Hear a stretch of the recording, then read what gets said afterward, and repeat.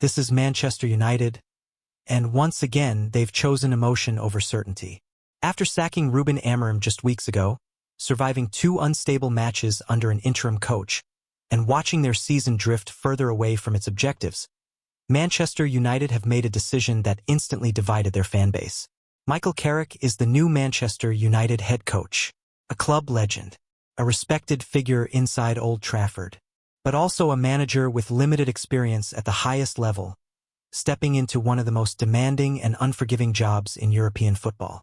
So let's be clear from the very beginning. This is not just another managerial change. This is a statement. And the real question is simple. Is this a bold attempt to restore Manchester United's identity, or another risky appointment driven by nostalgia rather than cold, competitive logic? Because at Manchester United, reputation doesn't win matches. Results do. And that's exactly what we're breaking down today. Before we go any further, make sure you subscribe to the channel if you want clear, honest analysis and real discussion about the biggest controversies in European football.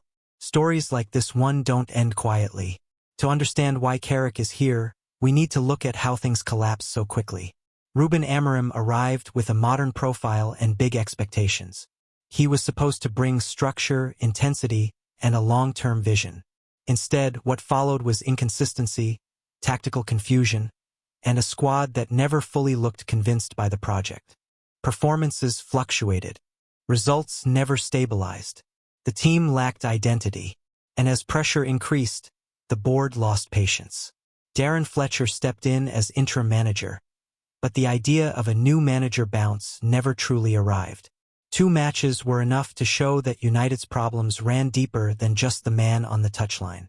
A draw, a cup elimination, and a growing sense that the season was slipping away. At that point, Manchester United were not just searching for a coach. They were searching for stability, for control, for someone who understood the weight of the badge and the environment surrounding the club. And that's where Michael Carrick came back into the picture.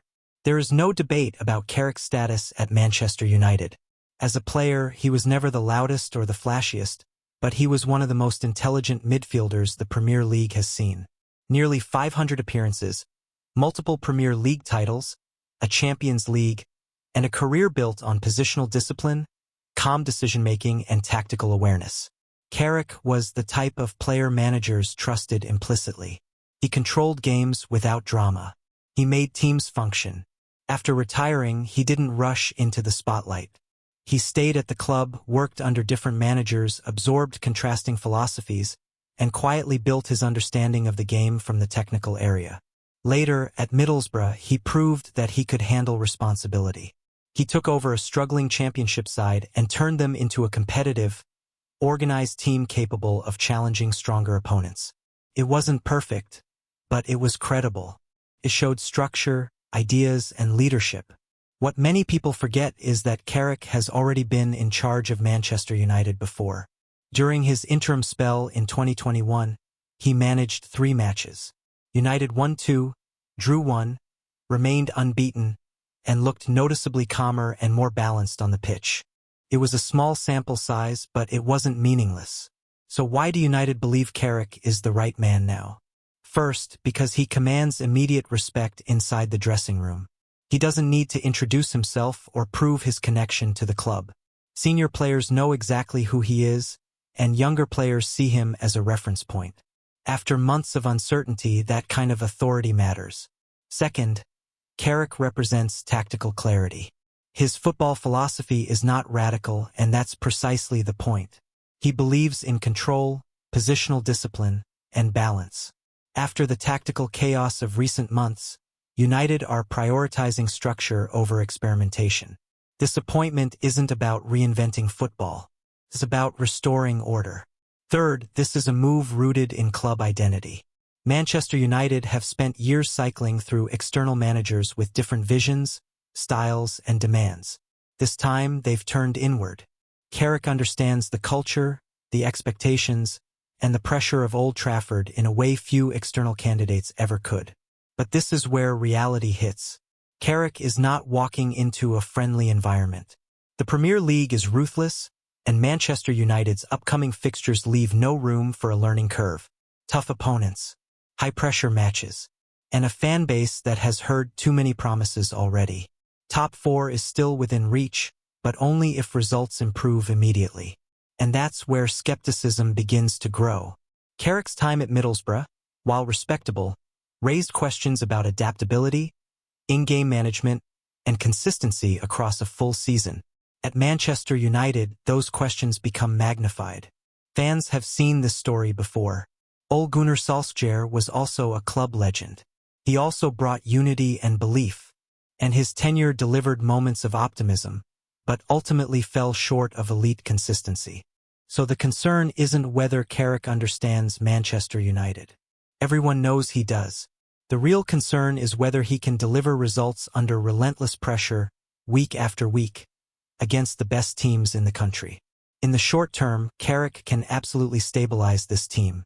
Expect calmer build-up play, clearer midfield roles, fewer tactical experiments, and a noticeable lift in confidence. Players often respond positively to managers they trust. But stability alone is not success.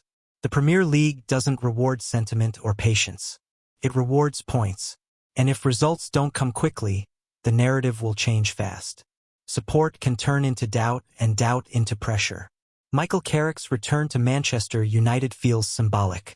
A club in crisis turning back to one of its own, searching for identity, control, and belief. This appointment makes sense emotionally. It makes sense culturally. And in many ways, it makes sense tactically. But football at this level is unforgiving. If Carrick succeeds, he won't just be remembered as a club legend. He'll be remembered as the man who stabilized Manchester United when it was falling apart.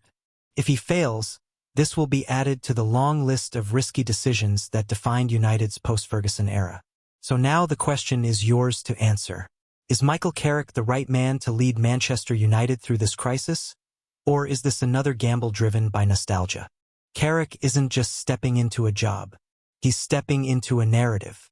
One shaped by failed rebuilds, false dawns, and constant comparisons to the past. Every decision he makes will be filtered through the lens of what Manchester United used to be. Success would be transformative, not just for the club but for Carrick himself. He would go from trusted lieutenant to proven leader, from quiet legend to the man who brought stability back to Old Trafford. Failure, on the other hand, would be unforgiving, because football rarely offers second chances at this level, especially at a club this size. So this appointment sits right on the edge between logic and emotion, between necessity and risk, between rebuilding properly and repeating familiar mistakes. And that's why it's so fascinating. Because no matter where you stand on Michael Carrick as a manager, one thing is undeniable. This decision will shape Manchester United's immediate future. Whether it becomes a turning point or another chapter of uncertainty depends on what happens next. On the pitch, not on paper. So now it really comes down to you. Do you believe Manchester United needed a figure like Michael Carrick to restore control and belief? Or do you think this is another example of a club looking backwards instead of forwards? Let me know your thoughts in the comments. I want to hear both sides of this debate. If you enjoyed this deep analysis, don't forget to like the video, subscribe to the channel, and check out the next video where we continue breaking down the biggest stories, decisions, and controversies in European football. Because at this level, every choice matters and every mistake is amplified.